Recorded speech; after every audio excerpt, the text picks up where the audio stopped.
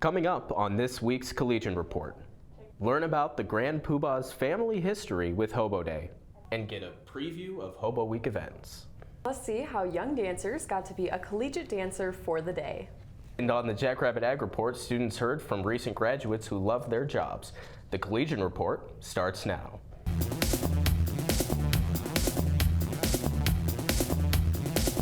Welcome back to the Collegian Report. I'm Braden Byers. And I'm LSD Fodder.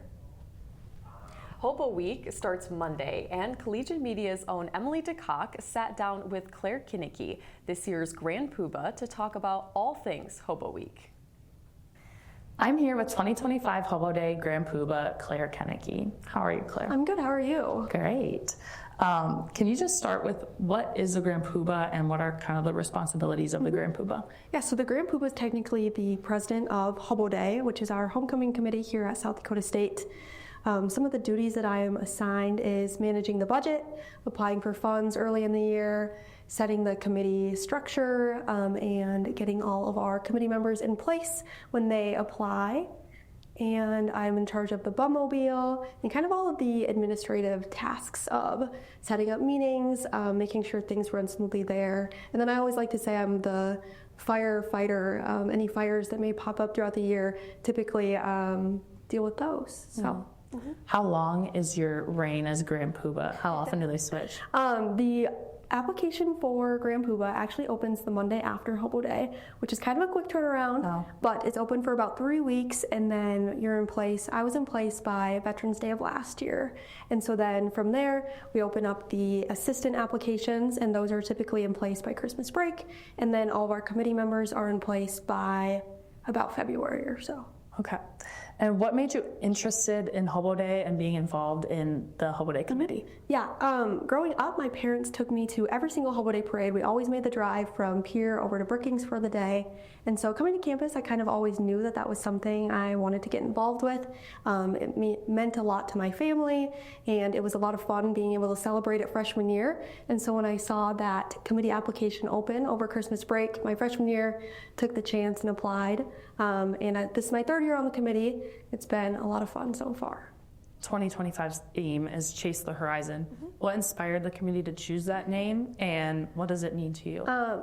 Yeah, the tagline is something that's kind of difficult to decide every year. We kind of like the last 10, 15 years, they've kind of done this traditional theme of the more broad, wandering ideas, but you don't want to choose anything that's too similar to what's been done, especially the last couple of years. Mm-hmm. And so as you can imagine, they're getting kind of down to words that we can use that haven't been used before. And so we kind of, as a committee, just sat down and just bounced ideas off of each other, brainstormed, and we kind of pick a lot of words that we like. And so this year, one of the words that came up was horizon.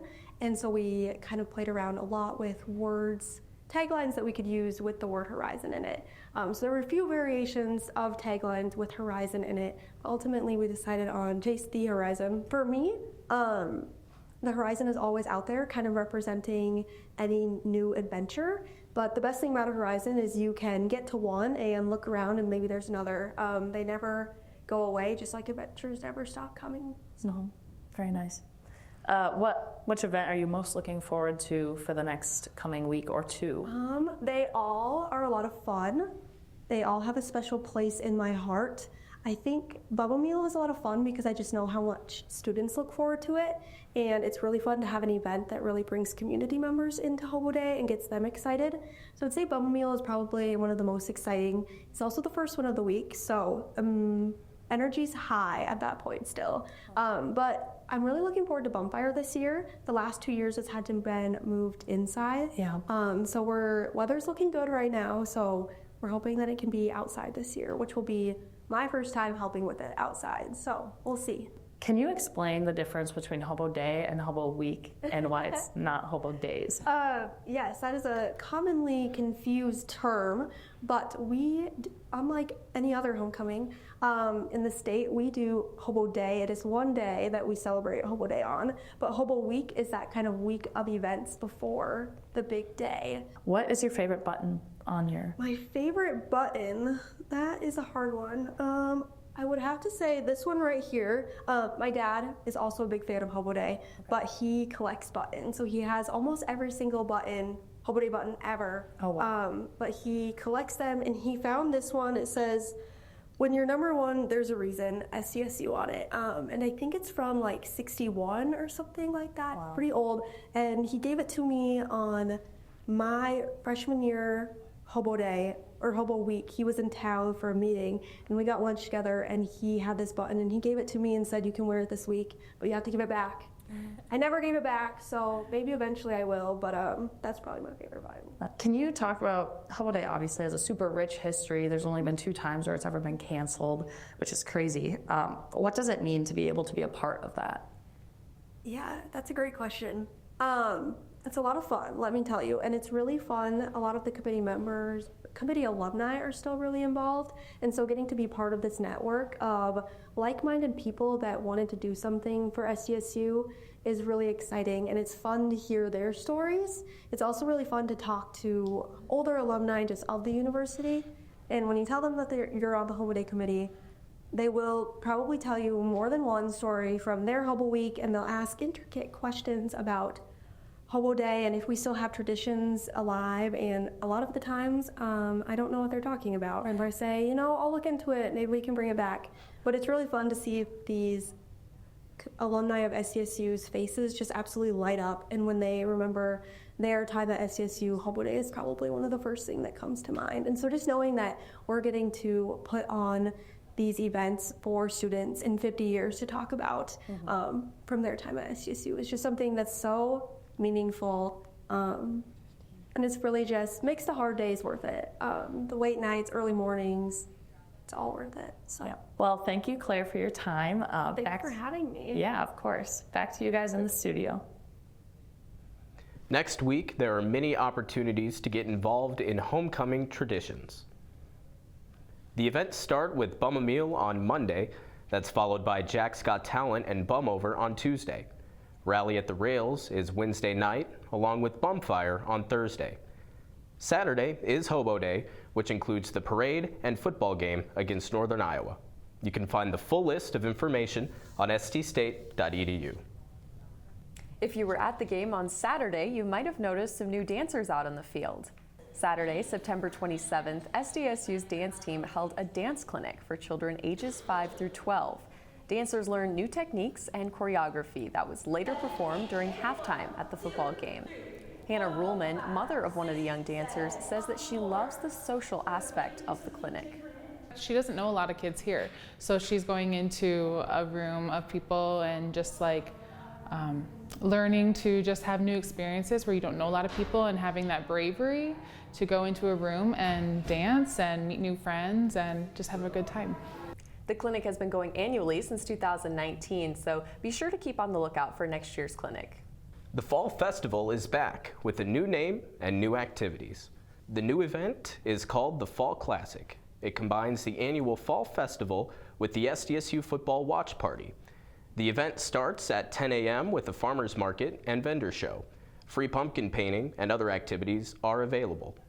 At 1 p.m., Little Giants will be showing on the south end of Main Avenue. And at 5 p.m., the Jackrabbit football game against Youngstown State will be shown. For more details, you can find this story at sdsucollegian.com. Coming up, Kyla Andvik has your weekend forecast. And the last time SDSU football played this team, they beat them by 50 points. What will happen this week? Stay tuned to find out. Looking to stay up to date on news around campus?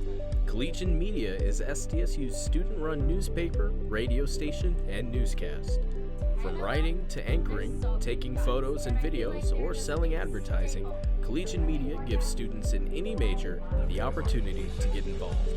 To learn more or to see what's happening on campus, you can visit sdsucollegian.com. Welcome back. I'm LSC Fodder with your Jackrabbit Ag Report.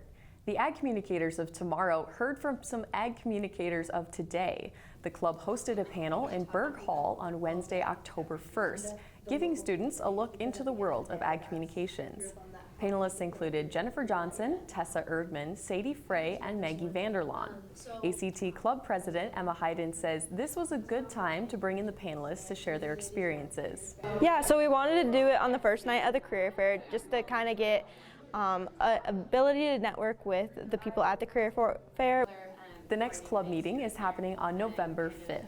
This week, Ag students also had a second opportunity to get a head start in their careers. On Wednesday and Thursday, over 600 students attended the College of Agriculture, Food, and Environmental Sciences Career Fair.